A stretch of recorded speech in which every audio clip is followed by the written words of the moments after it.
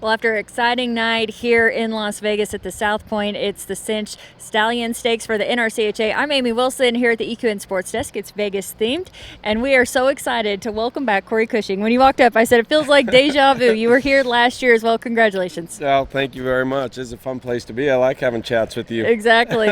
4 different horses tonight. Yeah. That's incredible to make the finals on 4 head. It keeps you busy, but it's a huge blessing, isn't it?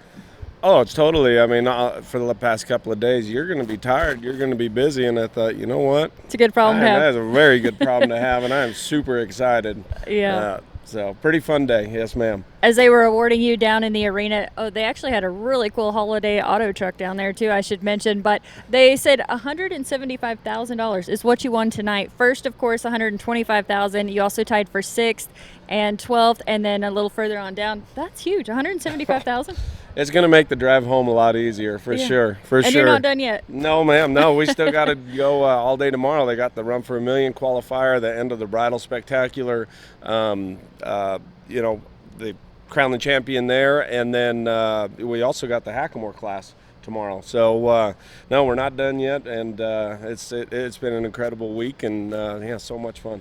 Yeah, so you were actually the 3rd rider that we saw tonight. You had marked a 220 in the herd, a 220 in the rain, and then you came out tonight. That 225 was so cool. But being just 3rd out, were you sweating it a little bit, paying attention, or were you too busy? Not so much sweating it, but it did kind of come across my mind that, okay, every draw is a good draw in the finals, but, as the evening goes on, the adrenaline starts to build, things, it gets to lifting. I thought, all I can do is just go out there and just make the best out of what is dealt to me. Don't mess up, don't take a bad step, hopefully make the right decision. My horse was right on target. He felt so awesome. And, it's a place that, he's kind of struggled. He's got so much cow in him and so much respect. He doesn't always like to he's not always comfortable in those moments where he needs to get tough and get gritty just because he wants to just, kind of shy away a little bit. And tonight it was a perfect mix because there was times where he needed to get away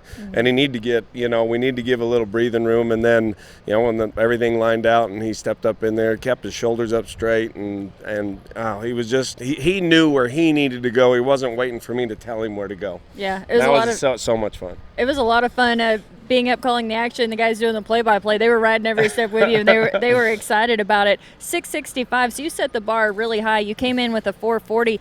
There was 1.5 points separating the top 8, and you were in that, so it was really tight there. Well, and any of those horses, had a legit shot. Abby's horse has been incredible all week. Jared Jones, he's got that great Scooter Cat, Gildan, and they can be great, and it just went. It just started building, and it worked out, and I, just went in there and did the pattern. So. Well, it was so much fun. I should mention, too, it stayed really close. You tied for 6th with a 656 and a half. 12th, you were a 655. I mean, that's a 1.5 for all those places. So incredible payouts.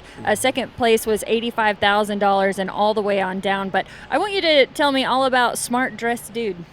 Smart Dressed Dude. He's his barn name is Dude, and he's always a cool dude. He's been a lot of fun. I got him from Hayden Upton as a 2-year-old at the Cutting Fraternity Sale, and he always does a great job with them. And build him up through the fraternity, made the fraternity finals on him. Last year was a lot of ups and downs. That horse just needed to mature. He was trained, but things would get in the way, or something wouldn't work out. We lose a cow, or all the things that can happen. And just coming here, I'd done my homework and we had made some changes with him, and I kind of went about him a different way coming to this show, and just stayed the course. And ever since we got here, each day he's rode good, and he's he's sound and he's happy and he enjoys his job, and he had his night. So yeah. I'm sure you don't want to give away all your secrets, but anything you can tell us that you changed or approached differently? Yeah, I gilded him. Oh, yeah. Well, that's a pretty big thing. Yeah. Brain surgery, I think they call it. Yeah, brain surgery. Yeah, we did that last fall, and it was a tough decision to make because that horse would never like nicker and be like bold and rank stud, but when, I'd need to get in and maybe give him a little tough love, that's where the argument would come in. Well, then he knew he was in trouble, and so it made him more fractious. And so, we jumped back and forth. forth. I tried to find him. He kind of tried. We just could never get it to blend together. And this week has been, and today, we finally got it. Proof it worked. I like it. Let's take a look at this amazing run, 225. And as we watch it, just tell us all about it. So when this cow come out, she felt like a lot. And I was really cautious because any step you made, she knew that you were getting closer, or, you know, she really didn't care for you to be there. You know, we talked about the bubble. You know, all these cows have got different bubbles, and so I just took my time, kept telling myself I need to drive her and go stop her, make sure she's going to head. My horse is starting to feel real good right here.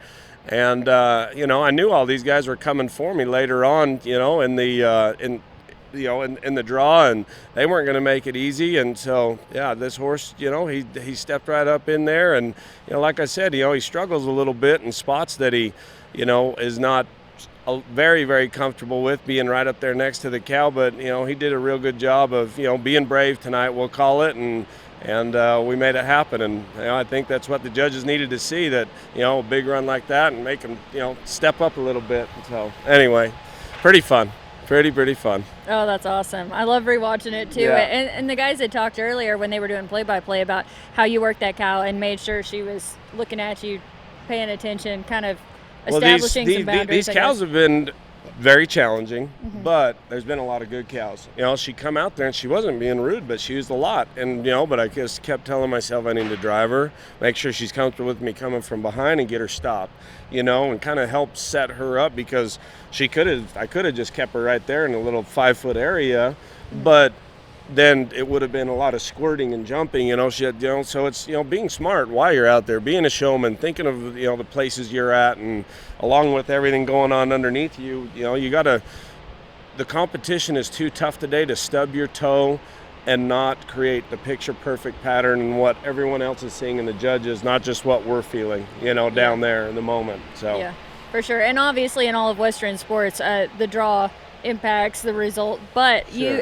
the challenge of the cattle with the border being closed, elaborate on that just a little bit. Yeah, so it's made it real tough, not just on our association, but, you know, other associations, especially out here on the West Coast. You know, we relied on those cattle a lot, and you know, things are kind of tough right now. I'm sure they'll get it all worked out, but, you know, we you know, during the week we worked heifers in for the Derby, but in other classes we were working steers, and, you know, pick and choose, ups and downs, and you know, just some days were better than others depending on the cattle, but, you know, as a whole, everyone did, you know, the best they can, and they were good quality cattle, just some played nicer than others. So it's the way it is. Yeah. So you were also at 223.5 tonight.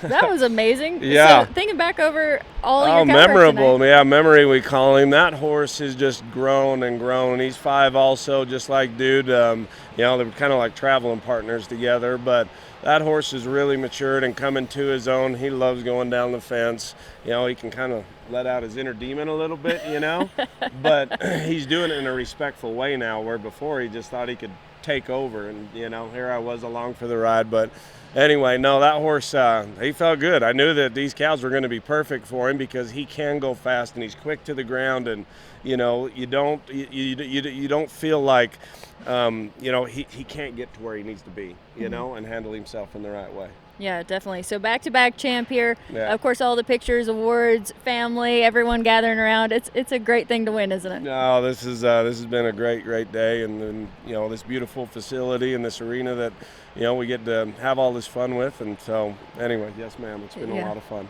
$175,000 tonight. I wanted to talk real quick. I know you talked about this earlier in the week, but just the numbers and how the NRCHA is growing. It's exciting for your sport. Huge growth. So how are you guys elevating the sport even more as more people come in, more people are showing interest? Yeah, there's been new faces walking around here all week long. I mean, you got all your competition and all your buddies and whatnot, but, you know, new owners, there's a lot of competitors that I'd never seen before, you know, with the Stallion Stakes program. I mean, there's a lot of bloodlines that I never saw before with these new bloodlines. You know, it brings in new faces, and it just keeps on growing. This is a great show. It's a great association. People want to come to this. They want to be part of it. And now with the prize money, you know, people are taking it a lot more serious. Yeah. You know, it wasn't too long ago we barely had 100 entries, and I think this year we had 240 or right close to it, you know? Nice. Yeah, I mean, that's more than the fraternity was not too long ago. Anyway, it's so much fun to see the growth of it and people wanting to be part of it, and it's helping winning money like this. It's helping these horses be just as valuable as the cutting horse, the reining horse, and, you know, in my opinion, they should be every bit as valuable, you know, and these horses and what we ask them to do and the jokes they have to take, it takes a toll on them, but yeah, it's a lot of fun when you get to have that day. Yeah, truly amazing horsepower. If you haven't heard the numbers for the incentive program for the NRCHA Cow Horse, 343 stallions are subscribed, 5,556 offspring are nominated. So love seeing those numbers. Also, you mentioned tomorrow the Run for a Million. It's one of the qualifiers here. That event is so cool. Of course, Taylor Sheridan's event. Yep. Talk about how much you're looking forward to that and hopefully being back here in August. Yes. Yeah. Well, I want to be back here in August because that show is another one that nobody wants to miss. That's a lot of fun. It's going to be intense, as always. You know, we started off a few days ago with the Open Bridal Spectacular, and then the Run for a Million qualifier runs along with that. So we did our rain work, and of course that was just as salty. Iceman stepped up and was really good for me again, and we're sitting in a good spot. And so tomorrow we're going to go in there, and hopefully we can have another great day and be part of that top 5. They've already got 5 that qualified from last year. They're going to take 5 from here and 5 from the Derby. So anyway, fingers crossed. And but you know, we're going to have to, you know, take a chance because there's a lot of guys that know how to do it and are going to do it. Yeah. Well, best of luck tomorrow. Thank you. I thought it was really cool in the opening prayer when he talked about how blessed we are to get to enjoy these horses, and I really do think that's so true. And you get to enjoy some amazing ones and help make them into what they are. So congratulations on all of that. Well, thank you very much. Thank you. Yeah, what an amazing night here at the NRCHA Cinch Stallion Stakes. Back-to-back winner Corey Cushing. A big congratulations to him. Smart dressed dude helped him get the win. $665, $175,000 tonight. It was a great night. I'm Amy Wilson here at the EQN Sports Desk, driven by Holiday Auto Group, and your coverage is presented by Ranch Fuel.